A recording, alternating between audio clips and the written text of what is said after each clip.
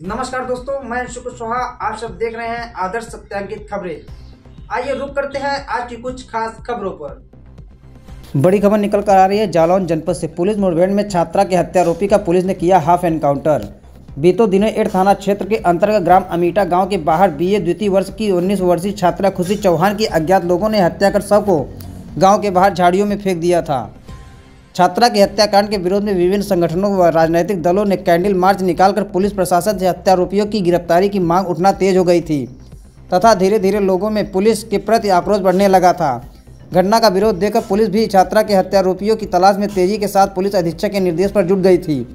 आज पुलिस अधीक्षक डॉक्टर दुर्गेश कुमार के निर्देश पर एसओजी व एड थाना क्षेत्र ने छात्रा के हत्यारोपी को मुठभेड़ के दौरान हाफ एनकाउंटर कर गिरफ्तार कर लिया, जिसके कब्जे में एक तमंचा व 2 कारतूस भी बरामद किए गए हैं।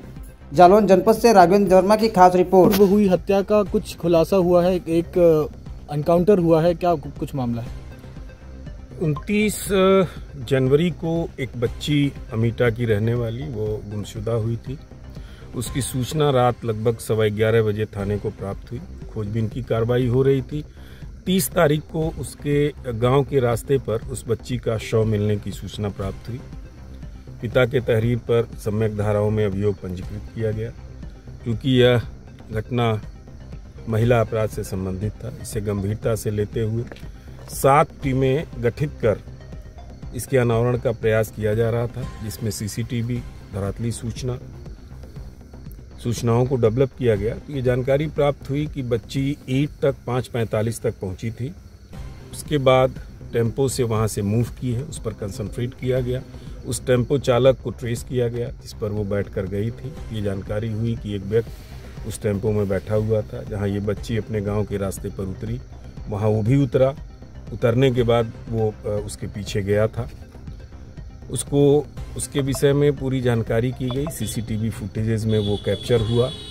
टेम्पो वाले से पूछताछ हुई, अन्य साक्षियों से पूछताछ हुई, तो पता लगा ये मनीष पुत्र वीरेंद्र जो चिरावली का रहने वाला है, वो गया था। दूसरे दिन कोच में पुनः वो देखा गया। उसके चेहरे पे चोट के निशान थे। उसके विषय में पूरी जानकारी करने के बाद घटना में उसकी संलिप्तता पाते हुए उसे वांछित किया गया। आज एसओजी प्रभारी और प्रभारी निरीक्षक 8 को ये सूचना मिली कि 8 चिरावली मार्ग पर बने पुल पर वो कहीं जाने के लिए, भागने के लिए बैठा हुआ है। इस पर ये लोग आए, इनको देखते ही वो भागा। पीछा किया गया। उसने पुलिस पार्टी के ऊपर 2 राउंड फायर किया। बाल पुलिस पार्टी बची। आत्मरक्षार्थ इन्होंने भी 1 राउंड फायर किया। गोली उसके पैर में लगी और उसको हॉस्पिटल रवाना किया गया है। प्रारंभिक पूछताछ में उसने बिल्कुल वही घटना बताई जो टेम्पो वाले और वहाँ के चक्षुदर्शियों ने कहा था। जब बच्ची टेम्पो से उतरी, पीछे पीछे ये भी गया। जाने के बाद सुनसान जगह देखकर उसके ऊपर यौन हमला करने का प्रयास किया। बच्ची ने शोर मचाया, उसका मुंह दबाया बच्ची का। उस दौरान उसकी मृत्यु हो गई और उसके डेड बॉडी को नीचे खंती में पानी में डाल दिया और वहां से फरार हो गया। अब चूंकि घायल था, अभी विस्तृत पूछताछ संभव नहीं थी।